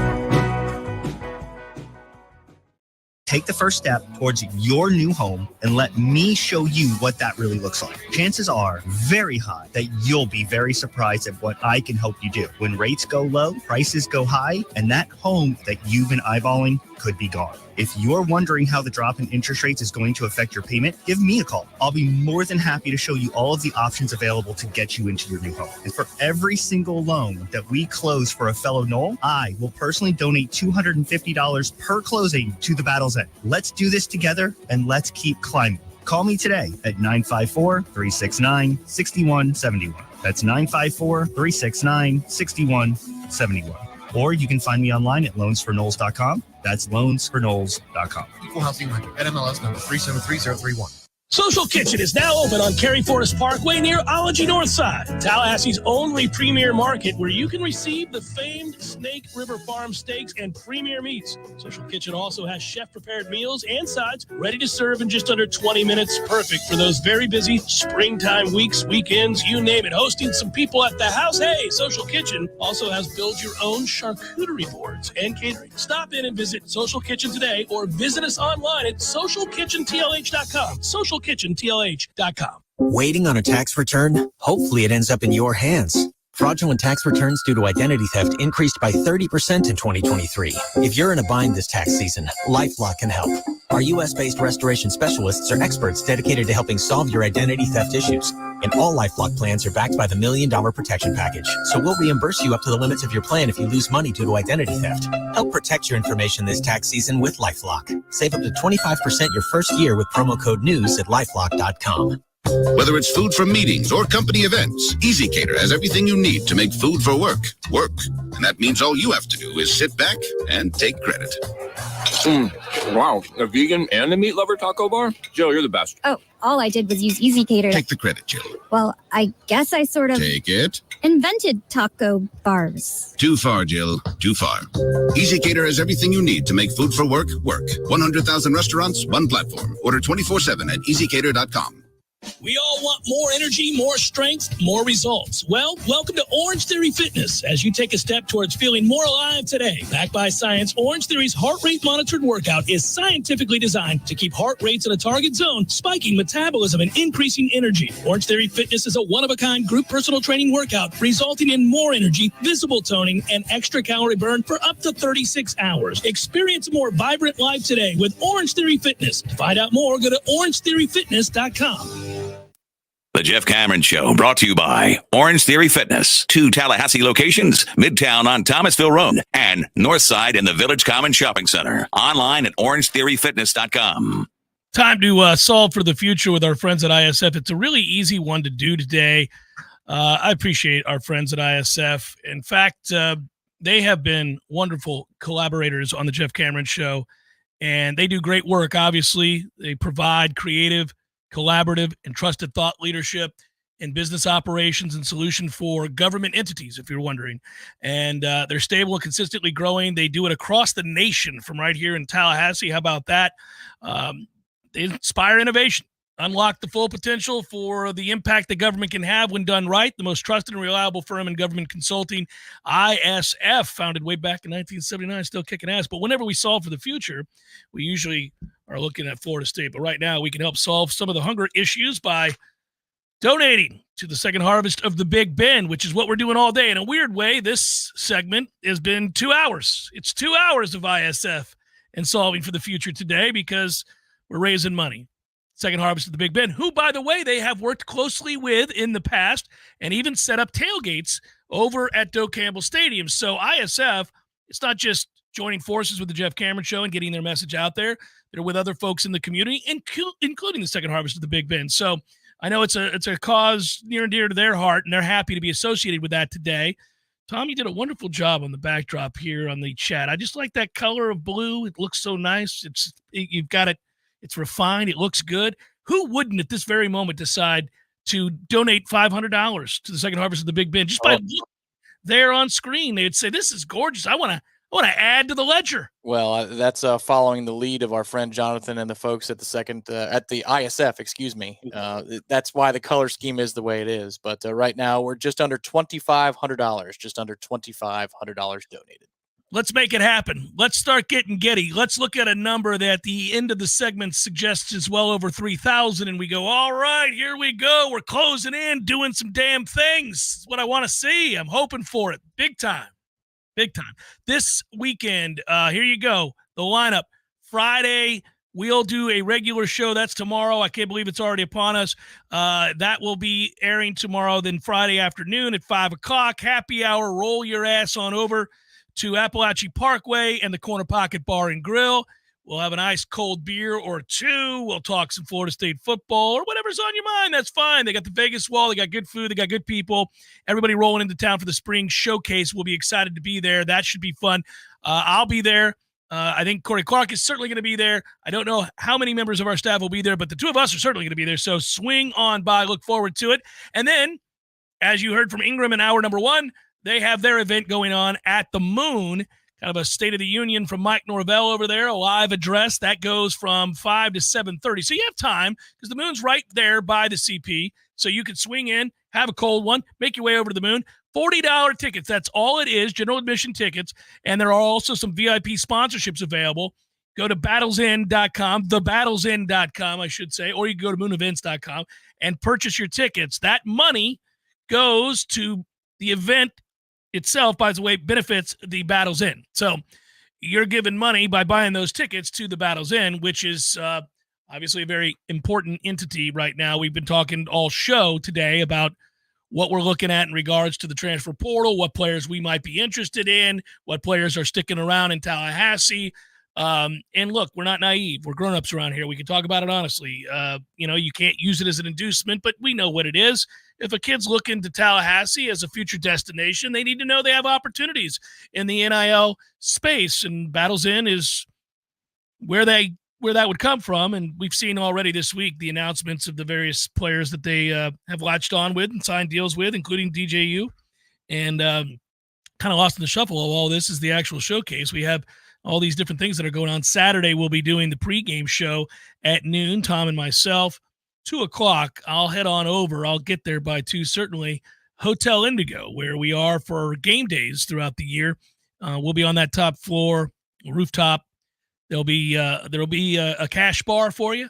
Swing in there and get you some tailgate action. And, man, it should be beautiful. That crosswind comes in there. You're overlooking the parking lot. You get to see the intramural field start to fill up. Fans coming into town. Then you get the stadium in the backdrop. It's a nice precursor before wandering over to the stadium and enjoying the showcase with your friends and family.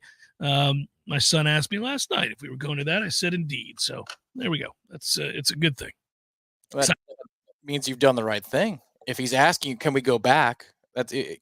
If a kid asks you if we can go back, you know that you've got him hooked for life. And so I don't think he realizes it right now, but Bryce, Clark too, they'll be programmed to be members of IHG hotels. I don't know what it is, hun. He's 40 years old, Bryce Cameron.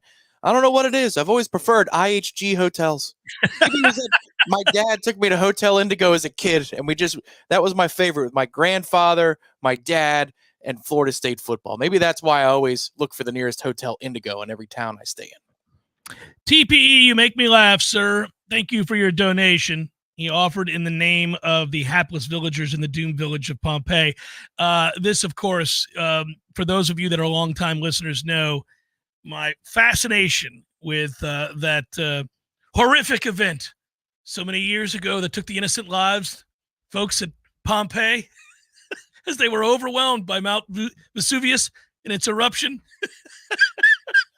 He does know that I've talked about it at least 7 times over the course of 20-something years on the air and teases me that it's a subject of great interest. So there you go. Thank you.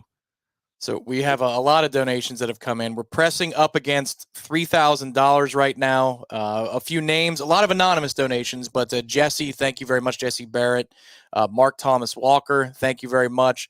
Again, a lot of anonymous donations that have come in. Ingram Smith, we mentioned he dropped a bomb, 500 bones. Frank Allen, thank you for $50. FSU Knoll 89, $100. Stan Tipton, $100. Got a recent $250 donation. My guess is that's TPE. So right now that pushes us to a total of just under $3,000 out of the $4,000 goal. We're going to get there. We know we're going to get there. Thank you so much. This is going to push us into the 5 figures, buddy, when it comes to the donation, the golf tournament, and then this show, which is our goal every year. And we're going to achieve that thanks to y'all and thanks to everybody who was out there last week who helped donate and make it a special event for the JCS Warchant Golf Tournament. Yeah, make it happen. Make it happen. Let's go. By the way, let me see here. Yeah, I'm checking something here. I failed you guys, man. I really feel bad about it. It's been such a busy week.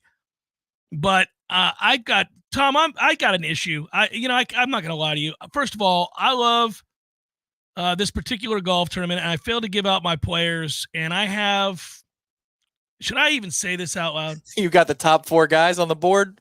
I do not. That would be awesome. I've got some guys that are in the top 20 right now, and I'm feeling pretty good about that. But that's not what I was going to say. That has me a little sheepish to talk here. But I got 17 bets on this weekend's tournament. Hey, listen, I'm moved by Harbortown Golf Links. I want you and I to go play at Harbortown. I've always wanted to go play there. Everybody tells me it's awesome. But I got carried away the other morning. I had some real good intel, and I'm like, okay, here we go.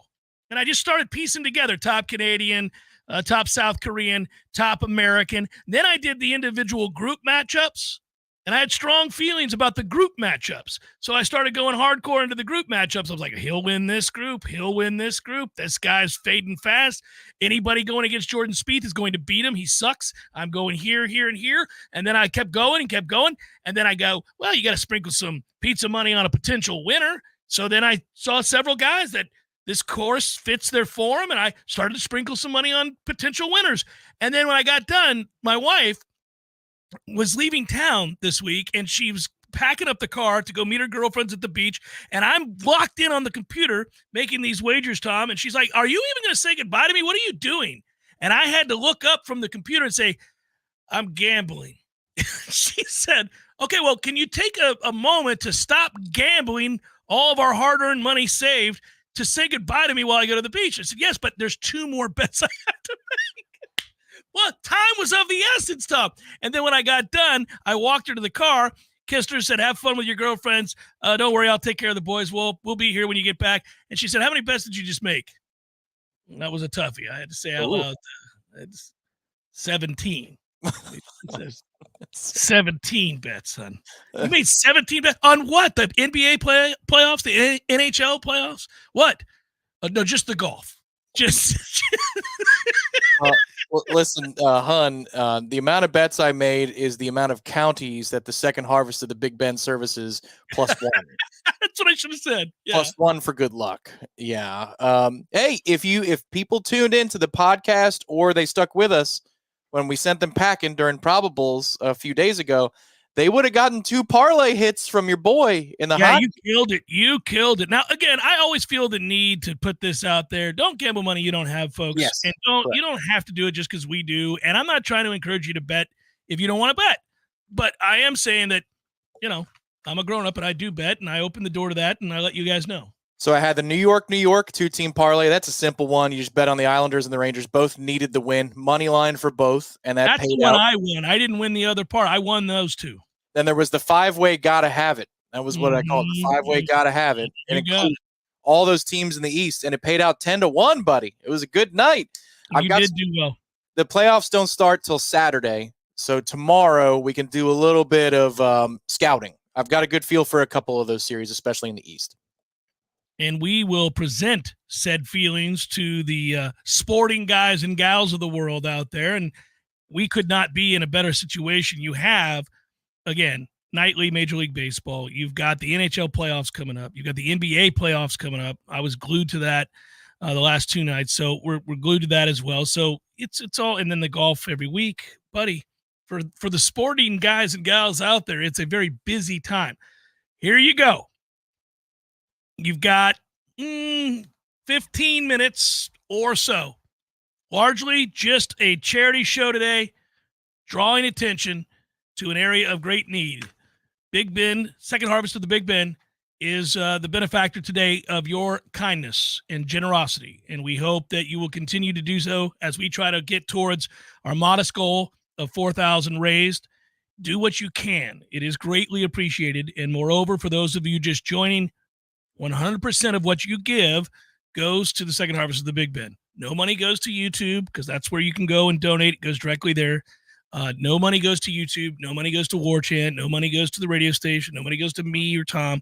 It all goes to the Second Harvest of the Big Bend. So please, if you can help out, we would greatly appreciate it. And I know they do as well. They've expressed that time and again. So your kindness is appreciated. It's Jeff Cameron Show, 93.3, Real Talk Radio, and Warchant TV.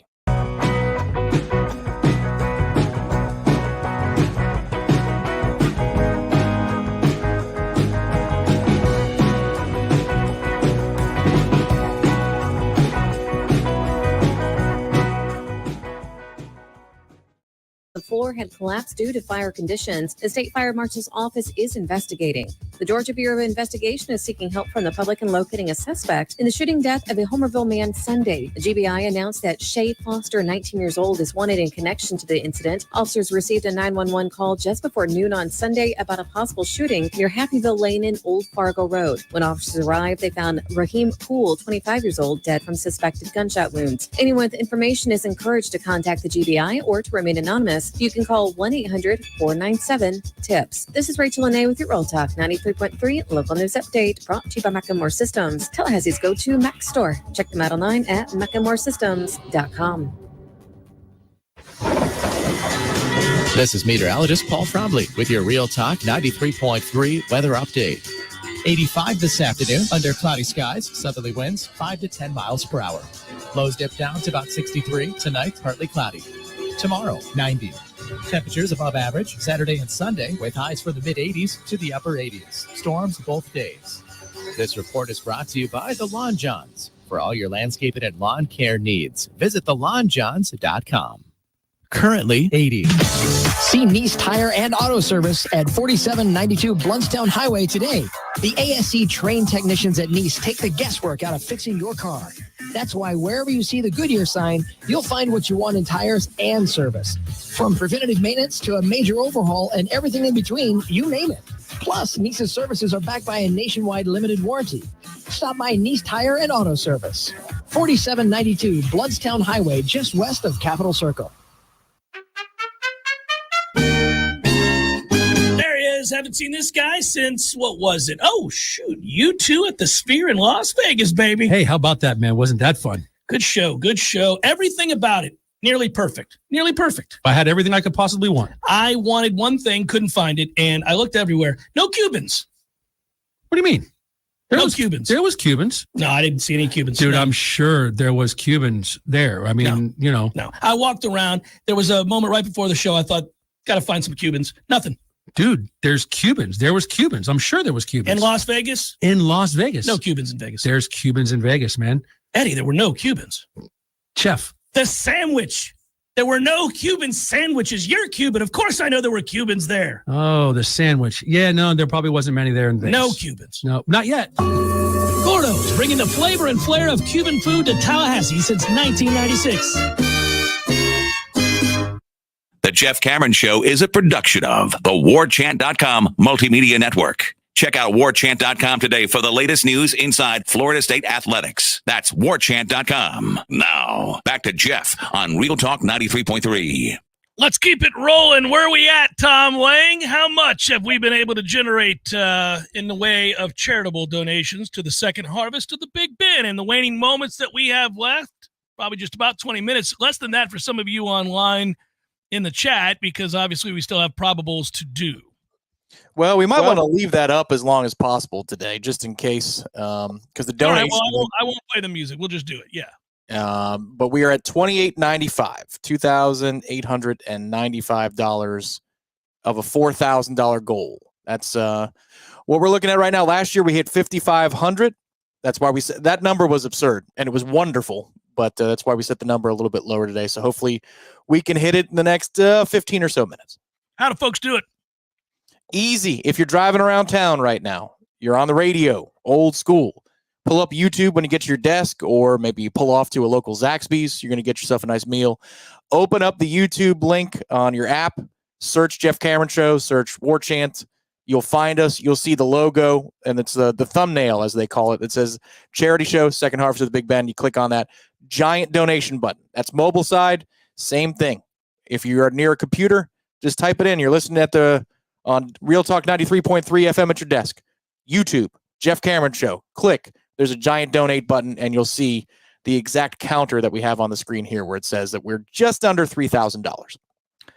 Had a lovely dinner last night with my friends at Tried and True Consulting, and they can help you plant the spear on credit card processing costs and put more money back into your business. For 15 years, Tried and True Consulting has been helping businesses increase their bottom line and maximize their revenue, obviously. So you can scan that QR code that you see there on your screen, or you can call fellow Knowles, Don or Joe, at 844-464-6653. Schedule your kickoff call. By the way, the folks at Tried and True Consulting contribute 10% of their net revenue to the Battle's End. So they're doing their part. Let's support Battle's End and go Tried and True today. That is a great thing. Had somebody already respond, by the way, which is huge. Uh-oh, look at that. It just happened. Jonathan Breimer, once again, he's a hero on a day like this so often for us. So many of you, every dollar counts for a wonderful, wonderful heartfelt gesture that the folks at the Second Harvest feel. Jonathan just happens to donate a few more of them because he has the means. And we thank Jonathan because $1,105 meets the goal of $4,000. And we have another group that just chipped in another $50. So we're at $4,050. Thank you, Jonathan, for making us hit the goal. Thanks to each and every one of you. Yes, obviously, Jonathan, big hugs to you, brother. And hey, everybody, whether you've donated today $1, $5, $10, or $1,000, whatever it was, whatever it is, whatever you're planning to do, it is all greatly appreciated. We have reached the goal. Let's surpass that some more. Maybe we get back to 5,000, Tom. Maybe that'd be back-to-back years. It'd be simply amazing if we did that. We're just over $4,000 right now. I don't know. I'm texting the Second Harvest right now. This is my favorite thing in the world to be able to do. Let them know what we're doing. We reached the goal. Yeah, obviously, Christy and Monique and everybody over there, we greatly appreciate your help and everything that you did for the golf tournament as well. So this is a good marriage we got going on these days, folks. Good marriage. And you know what? Throughout the year, we asked this of you, and I don't know of a time that you have never, that you haven't come through. This is what happens too when we get into the fall and we end up having the bowling tournament to benefit the folks of the Guardian Ad lineup. I'm always overwhelmed when we walk in there and there's all the toys there and you kind of you can't believe it. And then you have all the gift cards and they get overwhelmed. It's just, this is the best of us, right? Meaning people and everybody who's participating today. So I run out of ways to say thank you. I just want you to know that it matters a lot. It means a lot to me and to the folks at the Second Harvest, all the charities that we work with. They do appreciate it. I wish you could have the experience that Tom's referencing, the experience of seeing their faces, the experience of hearing their voices when you make the call to let them know, the experience of that return text with all the exclamation points. You love it. It's awesome. Jonathan, good work. He's in Mexico, had to buy and log into a VPN to make the donation. Oh, man. Enjoy Mexico, buddy. Favorite shows of the year. My favorite show of the year, right, Jonathan? Thanks, man. Appreciate you. Enjoy Mexico and have a great time and be safe and all those good things. I don't know where to go after these huge donations because it seems trivial to talk football or baseball or basketball, but we should.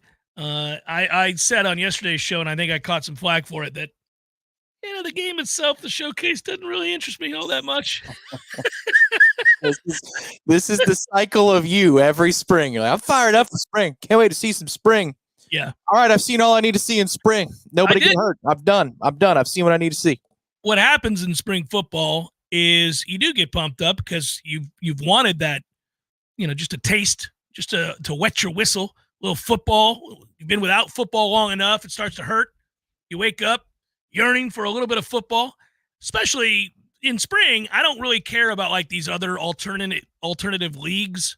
Like every league that's ever come around post way back in the day with the USFL has pretty much stunk. It's not been worth watching, and I'll get into it. So when the spring rolls around, I want to see my team. I want to see Florida State. I want to see the new faces. I want to see the genesis of what we're going to be excited about entering the fall camp. I want to know, all right, this guy looks like he can contribute. This guy's a year away. And so I do get really pumped about that. And we go out to those first practices, especially once they start putting on the pads, and we get a sense of, oh, man, I'm pleasantly surprised with so-and-so, or I think this guy's a lot better, or it's a veteran player that's come back and put on 15 pounds like a old batted balls Peyton.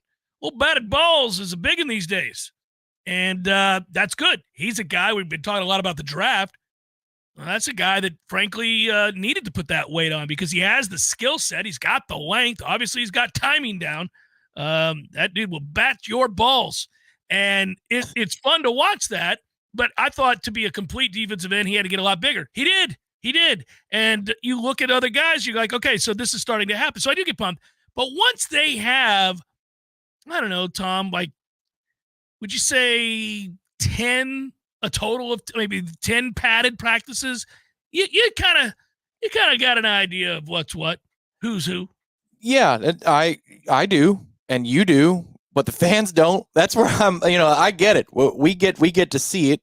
And, the notes that I have, I don't think anybody really surprised me from day one that I went. And then I've got a lag period of about a week and a half.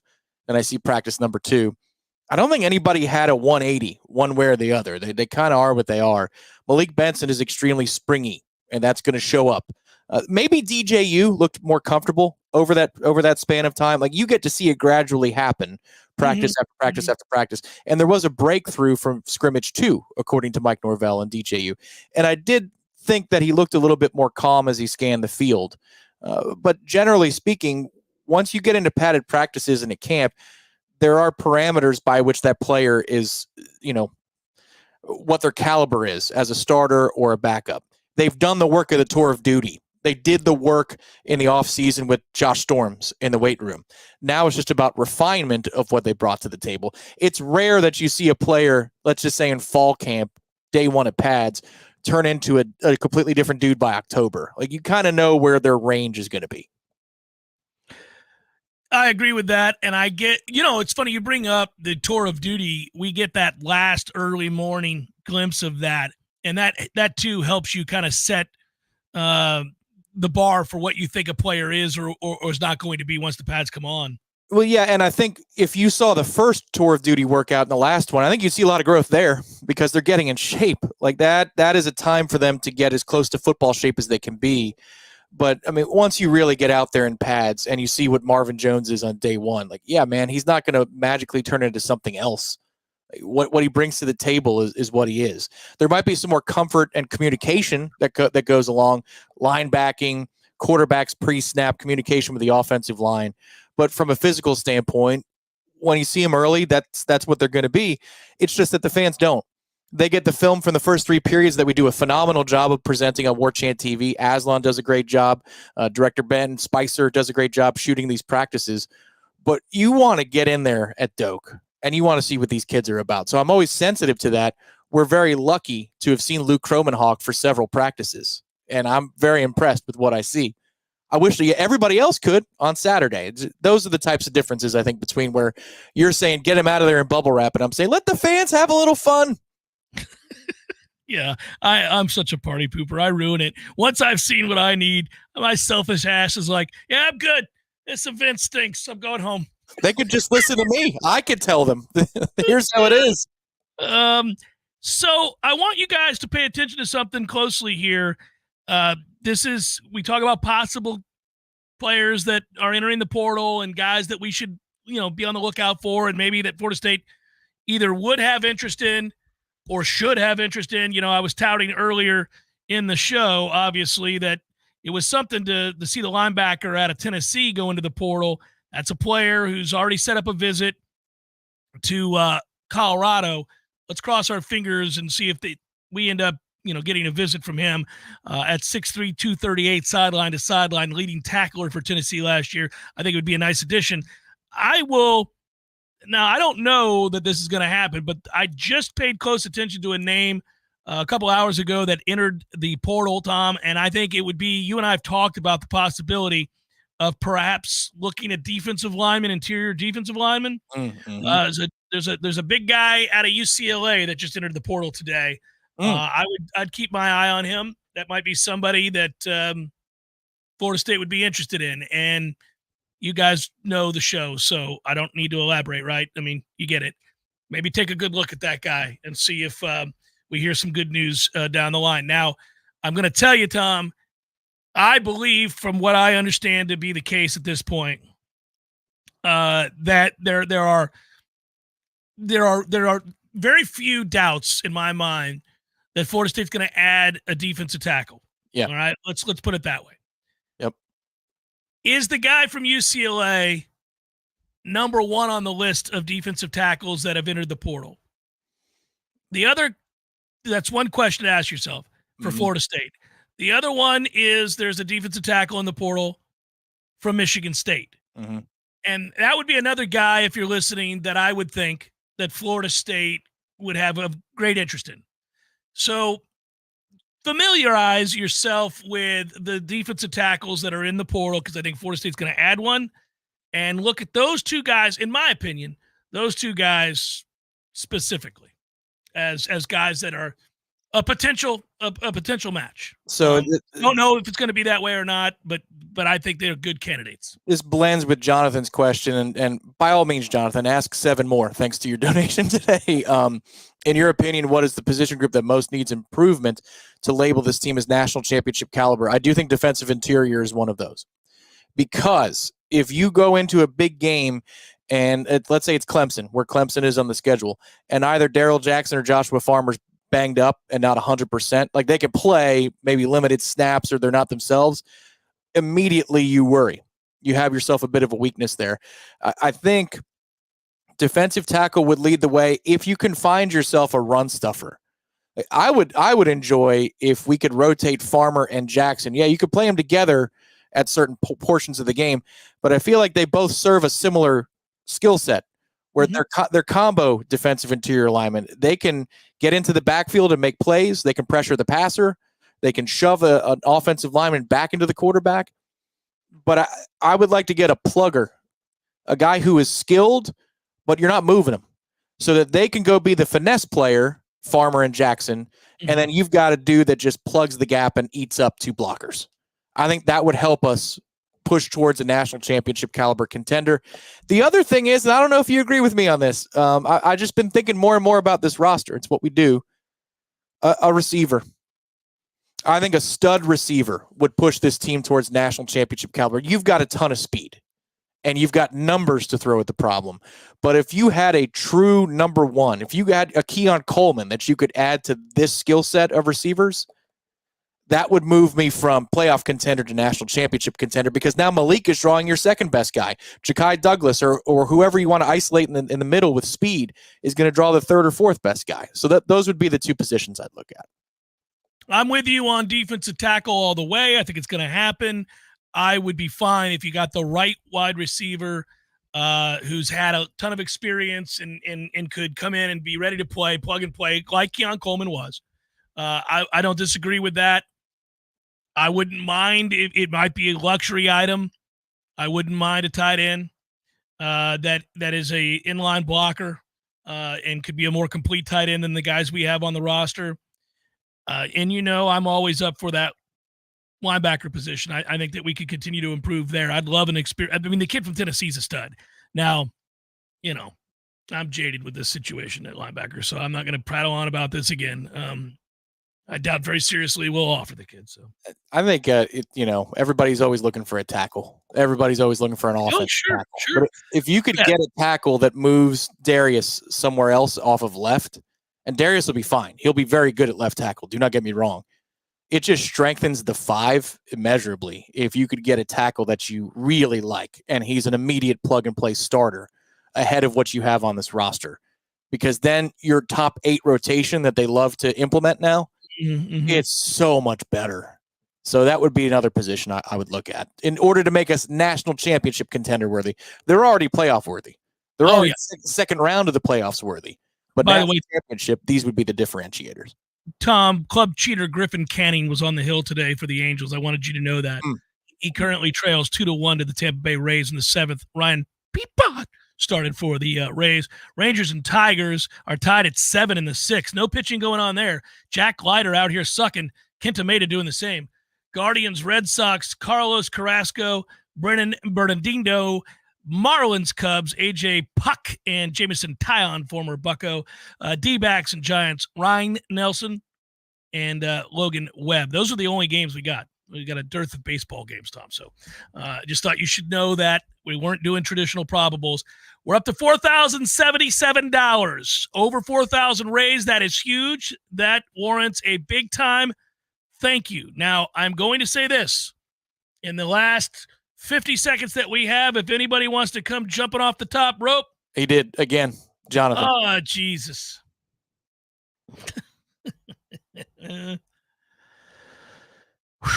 That's awesome. We're over $5,000. Yeah. Jonathan Breimer again. Yep. Thank you, Jonathan. Good work, buddy. I owe you a beer, and certainly a sincere thank you. And a thank you to each and every one of you for contributing today to the second harvest of the Big Bend. Every dollar makes a difference. Thank you all. We did great work today, guys. Thank you, all of you, every one of you. We really greatly appreciate you. It's a hard out for me, so I'll have to say goodbye to Tom. You guys be well. We will talk to you tomorrow on a Libations Friday. Be good, everybody.